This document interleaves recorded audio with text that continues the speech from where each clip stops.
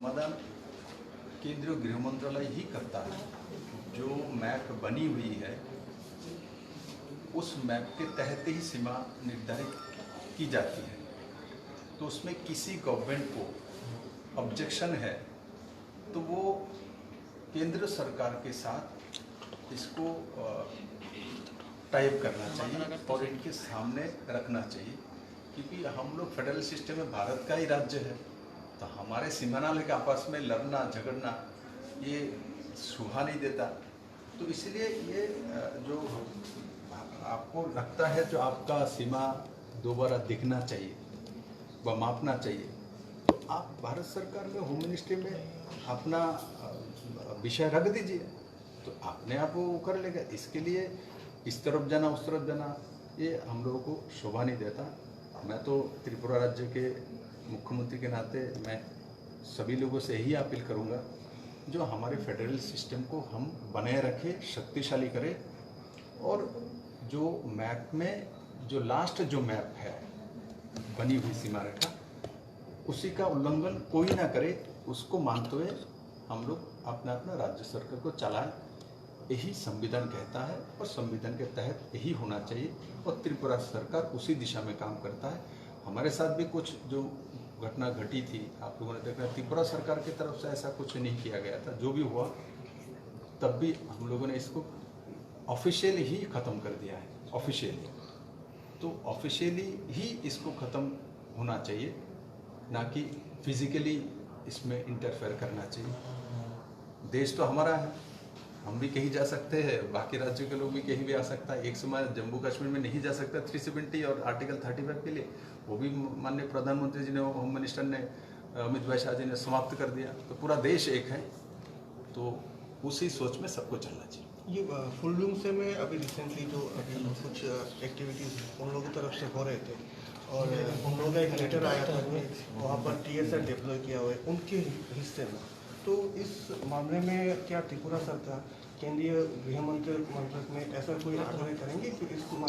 देखिए, हर लेटर का जवाब देना जरूरी नहीं है। जो वास्तव में है उसी का जवाब देंगे।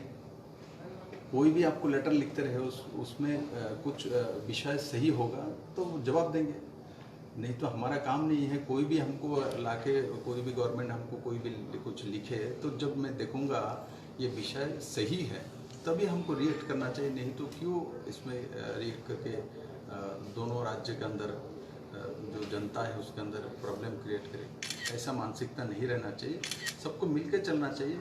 और त्रिपुरा उसी दिशा में काम करता है। आपने रियांग गुरु शरणार्थी के बारे में भी देखा, 23 साल से अपने देश में रिफ्यूज, तो त्रिपुरा ने तो एक्सेप्ट किया ना, अपने भूमि में त्रिपुरा के 37 लाख लोगों ने एक्सेप्ट किया।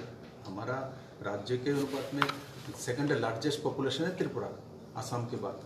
उसके बाद भी हम लोगों ने स्वागत कर लिया, त्रिपुरा के लोग इनको रखने के लिए तैयार हो गए। तो इससे बड़ा उदाहरण और क्या हो सकता है। मैं त्रिपुरा के सभी लोगों को आपके माध्यम से बहुत बहुत धन्यवाद देता हूँ। आपका दिल इतना बड़ा है, इतना बड़े हृदय है, इससे दूसरों को सीखना चाहिए जो जनता कैसा होता है। और राज्य के जो प्रधान व्यक्ति है आपको भी सोचना चाहिए, जो सबको लेके चलना है, ना कि किसी को छोड़ के चलना। सर, कल एक मीटिंग आपके यहाँ पे आई थी क्लियरेंस बॉडी के साथ, कुछ होना चाहिए इससे? वो त्रिपुरा के डेवलपमेंट के बारे में, विशेष करके जो ADC एरिया के डेवलपमेंट के बारे में हमारे सरकार ने क्या क्या काम हुई है, आगे क्या काम करेंगे, इसका हमने रिव्यू किया है।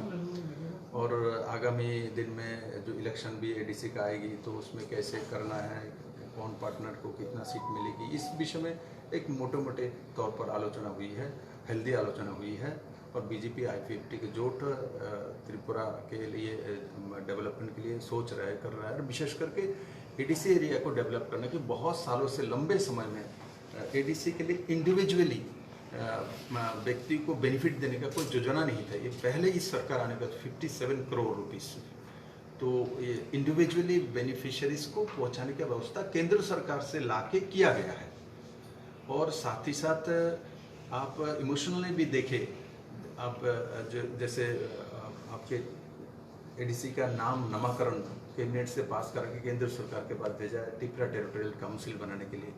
उसके बाद टाउन कमेटी बनाने की, आप किसी को डेवलप करने के लिए बोल रहे हैं तो उसका डेवलप का मापकाठी होना चाहिए। क्या फाउंडेशन कहाँ है? मुंह से बोलने से नहीं होता। तो हमने फाउंडेशन डाला है टाउन कमेटी, इससे एडीसी का जो एरिया की रूपरेखा चेंज होगी। और साथ ही साथ बरमुड़ा के नाम होताई कोतल रखना, कोई भी बरमुड़ा होके जाता है तो होताई कोतल, बरमुड़ा था अभी होताई कोतल हो गया, क्यों?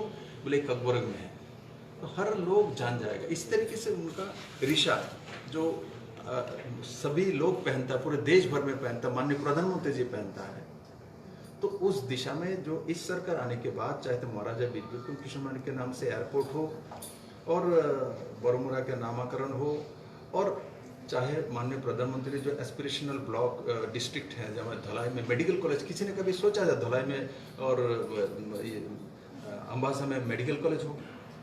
बिना मांगे मेडिकल कॉलेज खुम्बुलुंग में प्रस्तावित है।